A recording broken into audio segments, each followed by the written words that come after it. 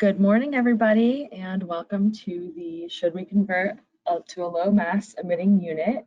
I'm Peyton Graney. I'm a marketing specialist at ESC Spectrum, and today John Konings, the Senior Regulatory Specialist, is going to help you and provide info on whether you should update your monitoring plan records to switch to an LME status for reporting. So with that being said, go ahead and hold all of your questions till the end, and we'll do a little Q&A at the end of the presentation. But John, why don't you go ahead and begin? Thank you, Peyton. Well, good morning, everybody. Thank you for joining us today. We're pleased to take this opportunity to share some advice about changing status to low mass emitters. Again, I'm John Konings. I'm a Senior Regulatory Specialist, and I'm here to talk about LME status for the Part 75 reporting program. What's the purpose of this presentation? Well, the purpose of the presentation really is to raise your awareness of the potential that you have to change the status of your unit, your reporting systems for your unit, to take advantage of the LME reporting protocols. LME means low mass emitter, which means you burn a very clean fuel, and that because you operate infrequently, you don't really emit a lot of SO2 or NOx into the environment. And so the EPA has decided to grant a special status to you that allows you to use several different reporting methods that no longer require you to have CEM systems, to have continuous emission monitoring systems. You really don't need NOx, SOx, O2, CO2 monitors to measure your emissions. You can measure your fuel consumption, and there's various ways of doing that. But from these techniques, you'll be able to estimate what your mass emissions were during those operating periods. And it's a much simpler methodology for reporting your emissions, and it's quite a bit easier. So we're going to talk in general terms today, because each unit is pretty unique, surprisingly. And I just again want to make you aware of these opportunities that you should explore and do the research on for your unit to see if LME reporting is a good situation, a good fit for you. And if it is, which of the several different techniques that are available that you should look into. And I also really recommend highly that you use or work with an experienced air quality consultant, someone who's been through this process before and can guide you through the path. I did this originally myself when I worked for utility about 10, 12 years ago. The first unit I walked through with a consultant, and after I understood the process, I was able to do the other 10 or 11 myself. So I strongly recommend you work with someone who has an experience in this area, and they can work your way through it. Moving forward, why would you change your status to LME? Well, lately, a lot of older oil and gas units have found that they're being dispatched less and less because of cheap solar and wind generation that's available. And so because they are operating less, these units can take advantage of changing their status to LME. And using historical data, and it's recommended that you use historical data, although there are available other default emission rates, values that you can use, but you can use these numbers to use this historical data to come up with default numbers that you will use each and every hour in which you do operate. So again, like I said before, these LME units do not require any monitoring itself. You only need to really keep track of the hours that you operate, how much time within that hour you operated, whether it be 10 minutes, 30 minutes, whatever, and the kind of load that you generated. Frequently, you plant your distributed controls with instrumentation for operating your units will have this information. Matter of fact, the plant that I was most familiar with, the operators actually kept track of the information necessary for LME reporting on a clipboard. They would simply write down the time they started the unit and when the unit shut down and what the maximum load that they reached during that period of time. And that was what was used primarily to create the EDR file for the quarterly report. Moving forward, before you change your status to LME, we want to make you aware that, nowadays, emission units typically are operating under several different air monitoring programs. Frequently, you'll find that a unit operates under Part 60 rules, under the acid rain, Part 75, and even under the Part 63 APS rules. So switching to LME for Part 75 may be a good idea for Part 75 reporting, but these other reporting programs may not allow you to do that. So for example, you may have a requirement to report your hourly NOx emissions in, say, NOx ppm corrected to 15% O2 or some other emission standard. Well, in those cases, the LME may not be a good fit for you. So what you really need to do is make sure you check with your state and make sure that these other programs will or will not work well with changing to LME status. And remember that once you switch to LME, all the parameters of that you're reporting are reported through the LME process.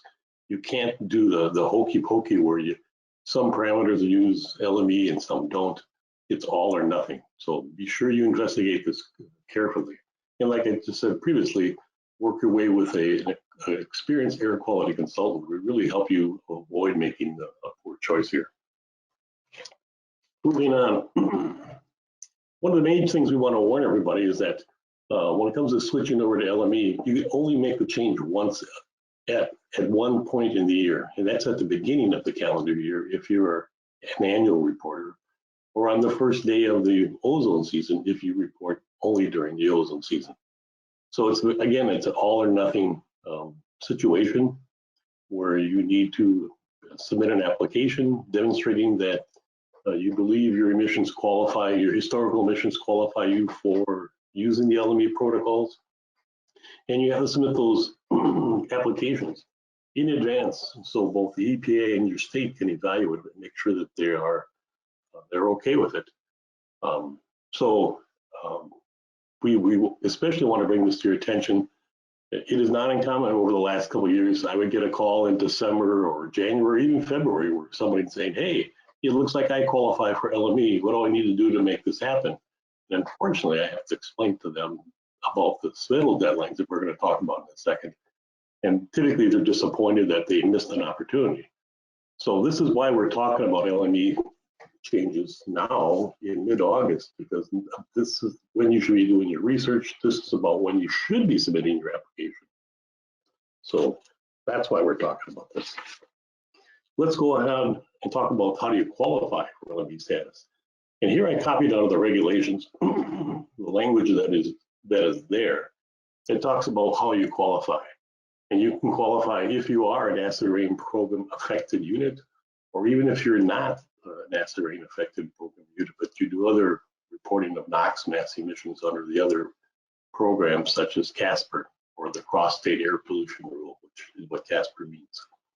So you can see here you have to release less than 25 tons of SO2 annually and no more than 100 tons of NOx annually if you're an acid rain program and if you are reporting year-round, or again, less than 100 tons of NOx annually and no more than 50 tons of NOx during the ozone season if you are a non-acid rain program unit subject to one of the other NOx mass reporting programs, and no more than 50 tons per ozone season of NOx for the ozone season for non-acid rain units subject to those other reporting requirements. So you need to work your way through these qualifiers pretty carefully to make sure that you do certainly qualify. Again, I mentioned before about the submission deadlines. The deadline is 45 days before the reporting period begins. So if the reporting period begins hour 1 or hour 0 actually on January 1st, 45 days prior to that is November 16th. Or if you're an ozone season only reporting unit, that 45-day deadline is March 16th. So frequently people get caught off guard by this 45-day deadline. So realistically, you should be doing your research and preparing your certification application now so that you can get it in way earlier than this 45-day. To give the agencies adequate time to review your application. Then if you made a mistake or you missed something, that you could then get it in, get that updated application in, get that taken care of.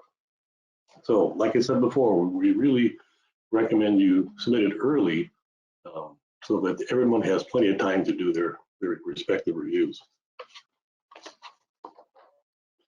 Is there an ongoing annual demonstration required? Yes, there is. And there's a separate monitoring plan record called the Monitoring Qualification LME Data Record. And you have to update that record in the monitoring plan records with the latest actual emissions data reported from your EDR files. So once the EDR file for the fourth quarter is submitted, then you would go back into the monitoring plan records and update and provide a new monitoring qualification LME data record reflecting the NOx and SO2 emissions and operating hours for that previous year that just ended. So that's an ongoing report record that gets updated each year with, and it's a report that contains 3 years of information. And so each year you update it with the most recent year, and then the 2 previous years are also included.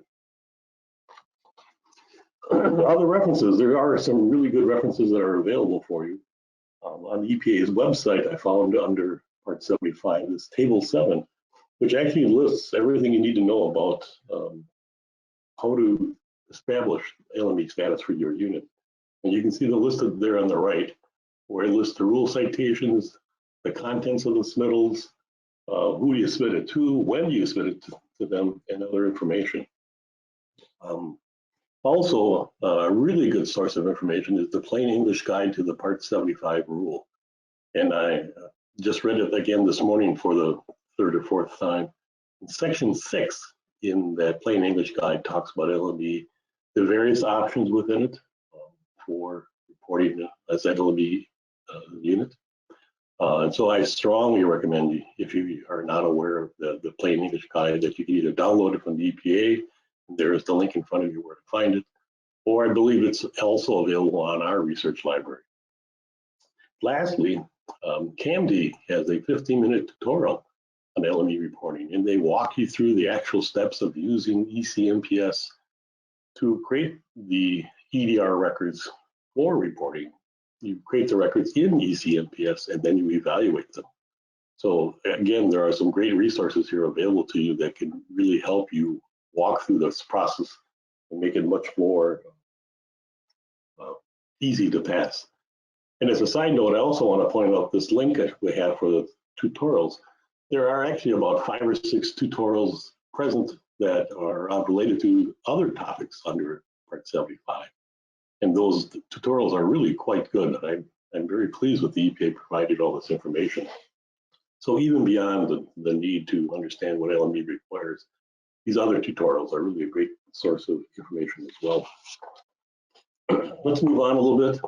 Here we've called out where to find the rule citations so you can read it for yourself. I do suggest strongly that you read these over carefully to make sure you understand, and make sure your management understands what's going on here. They need to support your efforts. Make sure they understand what's going on from that standpoint. And again, as we said back on a couple slides ago under Table 7, it lists the submission packages. And really the submission package goes on into the EPA under 2 different forms. The first are the electronic monitoring plan records. The old records for the system of monitoring that you were using before, whether it was Appendix D or Appendix E, those records get retired. And then you also enter new records that describe the monitoring methodology that you'll be following under LME. And so the first is the electronic records, as I just said. The second submission is a hard copy submission, which is sent to the regional office of the EPA and your local air quality agency, which has oversight on your facility. And so these 2 submissions are required to be submitted. And lastly, the third submission is actually your ongoing quarterly EDR files. Previously, you submitted regular EDR files. Now you're going to submit EDR files again, but then because they're now using the LME reporting protocol, the types of records and the kind of records are going to be slightly different. So we'll talk about that a little bit here too. Moving on, I list all the contents here that explain what should be included in the contents. This is taken directly from Table 7. That was about 4 slides ago. And again, the detail to which you need to provide this information really is dependent upon the current hardware configuration of your unit. Do you have pollution control equipment? What kind of fuel sampling are you doing? Things like that. So read through all this information very carefully and make sure you understand what's going to be required of you. Let's talk about the electronic monitoring record changes. Again, like I said before, in the example I'm going to use here going forward, I'm going to be talking about the records that are associated with Appendix D type of reporting, which would have been gas or fuel flow metering systems, a NOx monitor, and a diluent monitor. And these systems, since they're no longer going to be used, are all retired. And so therefore, you have to go through and retire all the records associated with those monitoring systems. And the end date and end hour that you need to use is the last day and hour of the calendar year. So my example here, I'm using December 31st, 2021, hour 23. That's when all these records should end. And in this case, where you're retiring the Appendix D monitoring systems, you're going to need to retire the records for the method records, the system records. Then within each system, there are component records. Those need to be retired as well. The formulas, the default records that are specific to the Appendix D methodology, and the non-flow span records that are related to, again, the NOx and diluent monitoring system. So those records are some examples of what you need to retire. And along these lines, here's what I've usually done in the past. I'll make a series of a couple of changes to the monitoring plan records. Maybe I'll change the methods, for example. And then I'll do an evaluation of those monitoring plan records for that unit to see what kind of errors I'm getting. I would expect to get some errors regarding the retirement of those methods. And as long as I'm just getting, for example, method errors, that's fine. That's what I should be getting. If I'm getting errors related to some other topic or some other situation, I may have those error messages may be okay or they may not be. But what I'm suggesting is instead of making 20 changes, make them in pieces. Make 4 or 5 changes, evaluate, see how things are looking. Things look okay, continue on along those lines. So just a little suggestion of how actually to make these changes.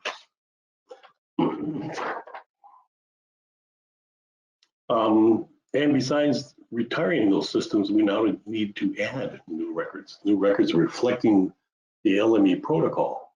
And since these records are being used starting on the very first hour of the new year, or if you're an ozone season only reporting unit, the very first hour of the new ozone season, which is May 1st. So you need to build new records to reflect the LME protocols that you're going to be following. So for example, under methods, again, you're going to have to add a CO2 mass parameter.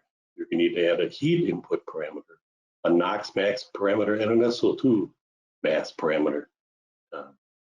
And LME is going to be the method that you're going to select for telling the EPA how you are determining the NOx, SO2, and CO2 mass. And under default, you're going to also have to include any default factors you're using. So for example, one method you can use is to use the maximum heat input rate for your unit. And this is where you would define that in the default records. So you need to make sure you read those reporting instructions for adding these monitoring plan records very carefully to make sure you get those right. And like I mentioned before, there's a qualification record that provides information to EPA demonstrating that you do qualify to use the LME protocol, what your past emissions were annually for SO2 and NOx tons, and how many operating hours. And this has to be provided for each fuel that you are operating with and for the past 3 years. So again, under the LME qualification record, you'll need to build those records as indicated here as well. And again, the begin date and hour would be on January 1st as of hour 00 if you're an annual reporter, or it would be May 1st, hour 00 as well if you're an ozone season only reporting unit. Again, each quarter you're going to have to submit an EDR file to the EPA.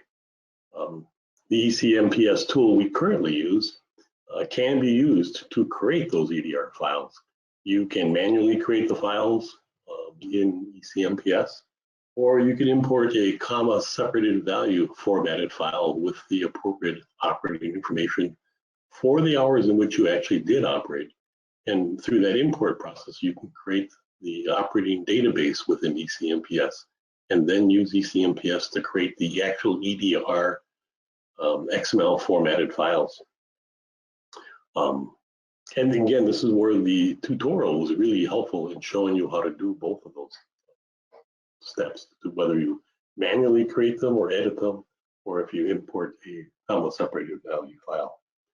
So in the quarterly records, for each operating hour, you'll report an operating time or how much of the hour you actually operated. The system will calculate from your maximum heat input what the actual heat input was for that hour. And what I mean there, if the maximum heat input was say 1,000 million BTUs, and you operated for only 15 minutes, it will take that 15 minutes and call that a quarter hour and calculate that instead of 100 million BTUs, you only really consumed 25 million BTUs for that hour. And that heat input rate of 25 million BTUs for that hour will be used with the default SO2, NOx, and CO2 emission rates to calculate the estimated mass of NOx pounds per hour, SO2 pounds per hour, and CO2 tons per hour. So I hope this is a little bit of a clarification for you. The reporting instructions does a really good job of explaining all this, and the tutorial was very, very helpful as well. Moving on, again, here we do a little more explanation about using operating time to calculate a proportional hourly heat input, and that proportional hourly heat input is used to calculate an estimated NOx, CO2, and SO2 tons or pounds for that individual hour. In the EDR file, these hourly totals are accumulated to give you the quarterly totals that you're looking for. So we're almost wrapping this up. Again, the most important thing I want you to take away from today is to make you aware that LME is possible, but you have to submit an application to take advantage of the LME reporting protocols at least 45 days in advance. And again, that's November 16 if you are using our annual reporter, which we report year round. So that's November 16th. And if you're ozone season only, that's March 16th. So these are the deadlines when things have to be in. You certainly can submit them in advance, earlier than that, and get them in and give the agency extra time to review your application. And if you overlook something or miss something, it gives them a chance to get back to you so that you can resubmit your information before that submission deadline. With that being said, we're wrapping it up here.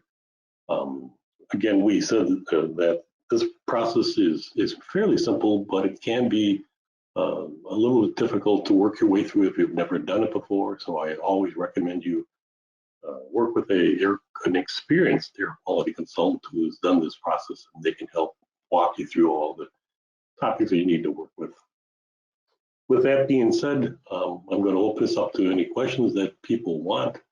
I believe you can copy them into the chat area, and from there, Peyton can read them to me, and I'll try my best to answer them. Or you can certainly contact me at the email address I've listed there on the slide, and also the phone number I've given. So does anybody have any questions? Here's a question. It's how common is it for states to allow units to qualify for LME status if they are Part 60 units? It depends upon Well, how frequently is hard to answer, but I can say that I know of several states, 2 or 3 at least, that come to the top of my head, where if the reporting requirements under the state regulations are pretty simple, frequently the states will allow you to adopt the LME process for reporting. But the key thing there is you really need to talk to that state agency, whether it be a local or a state agency, I should say, in advance to make sure that they are in agreement. As a matter of fact, I would make sure you get it in writing from them that they agree or they approve your change to the status using the LME protocols.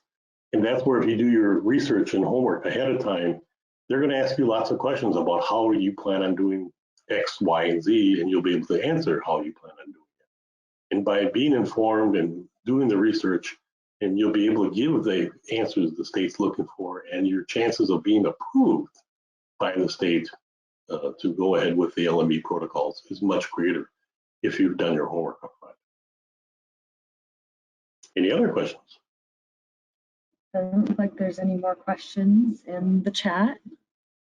Well, with that being the case, again, thank you all for taking time out of your day to listen to what I have to say. Again, we are recommending that you consider these options and that you make do your research and contact the people involved in advance so that you can meet those deadlines that we've been talking about.